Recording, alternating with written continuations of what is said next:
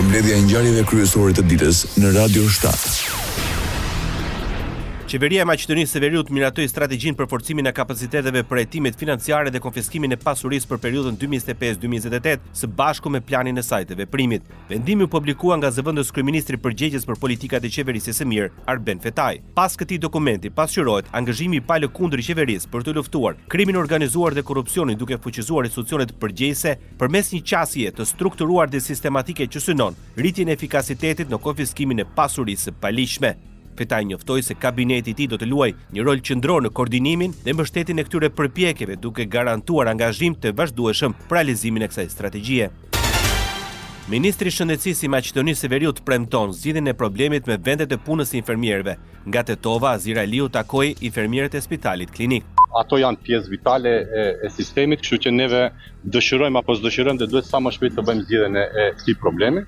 Besoj se shumë shpejt do të zgjidhet, duhet të zgjidhet përpara afateve të ligjore që neve do të mund të bëjmë zgjidhjen e këtij problemi, domethënë ajo është diku një muaj e 10 ditë maksimum. Infermierët e Spitalit Klinik të Tetovës disa ditë radhazi protestuan për marrjen e pagave dhe zgjidhjen e statusit të tyre të punës. Rreth 140 infermierë të këtij spitali vazhdojnë të jenë pa vendime pune, ndërsa disa prej tyre punojnë prej më shumë se 10 vitesh. Rajoni. Ambasadori i Gjermanisë në Kosovë, Joro, dhe tha se shumica e shteteve anëtare të Bashkimit Evropian janë përheqje të masave ndaj Kosovës, por duke udhëzuar qeverinë që të mos ketë veprime të pakoordinuara në veri. Në intervistë për Radio Televizionin e Kosovës, Rode tha se shtetet ishin gati edhe vitin e kaluar. Megjithatë, siç ka theksuar ai, pati disa veprime të pakoordinuara në veri të vendit dhe disa prej shteteve anëtare kanë kërkuar përshtyerje. Kosova duhet të ndërmarrë hapat e saj dhe të mos bëjë hapa të pakoordinuar, paralajmëroi ambasadori i Gjermanisë. Kosova kërkon përkrajjen e Hungarisë në rrugën drejt integrimit të BE. Presidenti Vjosa Osmani takoi në Budapest kryetarin e Parlamentit Hungarisë, Laszlo Kover. Në takim u diskutuar rëndësia e thellimit të bashkëpunimit ndërshtetror në funksion të përfitimeve konkrete për qytetarët e të dyja vendeve. Osmani theksoi përkushtimin e Kosovës për të çelur kapitull të rinj të bashkëpunimit me Hungarinë, duke theksuar njëkohësisht ruajtjen e raporteve historike dhe fuqizimin e lidhjeve mes popujve kosovar dhe hungarez. Shman komentet para medjave zëvendës kryeministri i Kosovës Besnik Beslimi, pasi u mor në pyetje për hetimet mbi ministrin e bujqësisë Faton Peci. Numri 2 i qeverisë Kosovës refuzoi të japë informacion për dalje nga ambientet e organit të akuzës. Merret ministri i detyrë i bujqësisë Faton Peci ka përmendur beslimin për çështjen e funksionalizimit të fabrikës për përpunimin e në produkteve shtazore nga Ministria e Bujqësisë. Në fund të majit, Prokuria Speciale urdhëroi mbastisen në 4 lokacione të ndryshme në Prishtinë dhe Ferizaj, lidhur me dyshimet për keqpërdorim të kontratës për dhënien me qira të këtij impjanti. Deputeti i Lidhjes Demokratike të Kosovës, Lutfi Aziri, komentoi dështimin e 33 të seancës për kuvendin duke theksuar se situata kërkon zgjidhje politike dhe bashkëpunime partive. Aziri nënvizoi se pa marrëveshje politike, problemi nuk mund të zgjidhet përmes procedurave. Sipas deputetit të LDK-s, mos menaxhimi i suksesit të nënshkurtit të partisë së parë fituese është dështimi i madh dhe se është momenti i fundit për të marrë përgjegjësi dhe për të gjetur një formulë politike që do të zgjidhë krizën. Situata në cilën gjendemi ne kërkon zgjidhje politike. Kemi 3 opsione, njëri prej cilëve është propozuar nga kryetari i LDK-s zoti Avdi Xhiku. 15 pika janë të propozuar, parti tjera që besojnë të jenë pjesë e këtij propozimi opcional për një qeverisje kalimtare mund të propozojnë çështje të tjera, është i hapur edhe për modalitetin edhe për formatin e qeverisjes në mënyrë që me kalu këtë fazë kalimtare bashkërisht. Pa një marrëveshje politike, situata si tillë nuk mund të zgjidhet përmes procedurave apo përmes çështjeve procedurale. Sipas tij, mandati i deputetëve po bllokohet, duke i vendosur në një pozitë shumë të ndërlikuar, duke shtuar se është koha për përgjegjësi të madhe, ku partia kryesore duhet të marrë nismën për të gjetur një rrugë dhe marrëveshje politike. Me mendu racionalisht edhe me fillu me bë vlerësim politik, nuk i komenon situata mirë absolute, mos menaxhimi i suksesit në shkurtit për partinë e parë. Është për të menduar ku është problemi, sepse është në përgjegjësinë e tyre me bë zgjidhje në implementimin e rezultateve zgjedhore, në bashkëpunim me tjerë. Kështu është Kosova, kjo frima kushtetuese, detyron bashkëpunim. Mos menaxhimi i suksesit është dështim më i madh se gjithçka tjetër në politikë. Radio 7, zëri pozitiv i qytetit. Krerët e institucioneve të pavarura në Shqipëri do të raportojnë për ecurinë e veprimtarive të tyre në Kuvendin e Ri.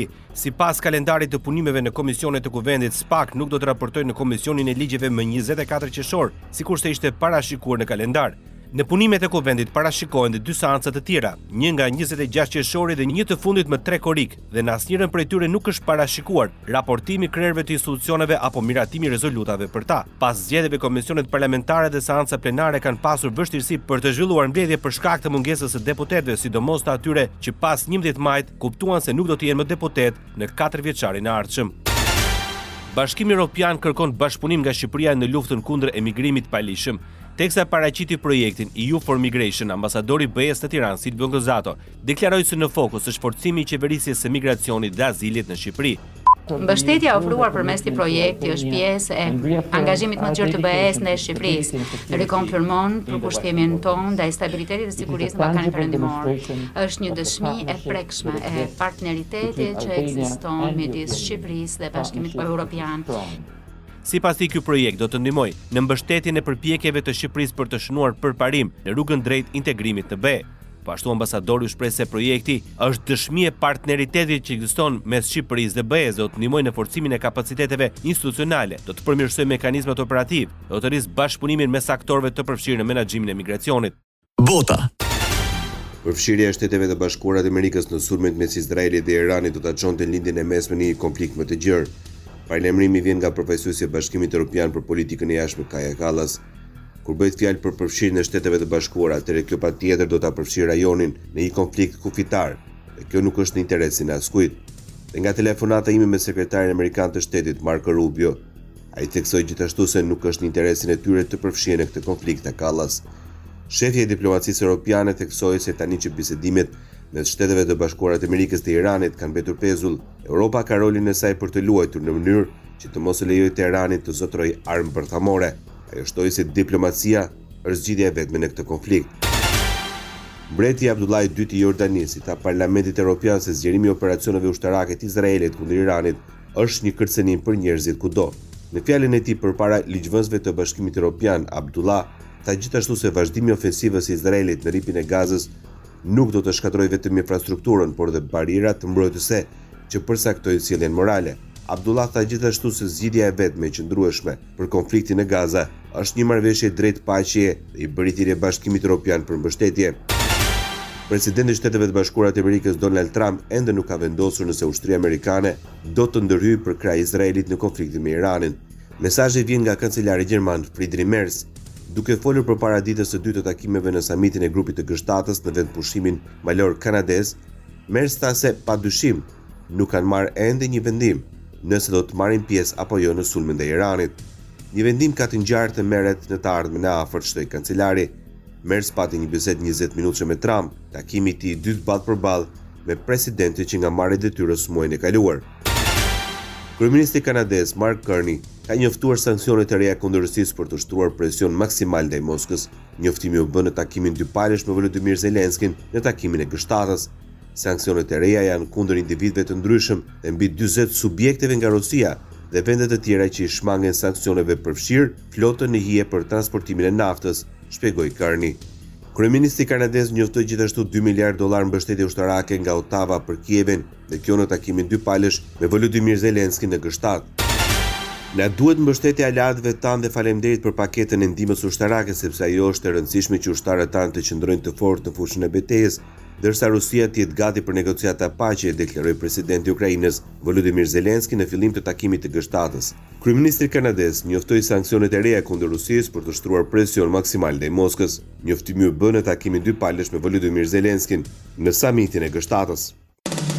Ndoqët edicionin informativ të lajmeve në Radio 7, zëri pozitiv i qytetit.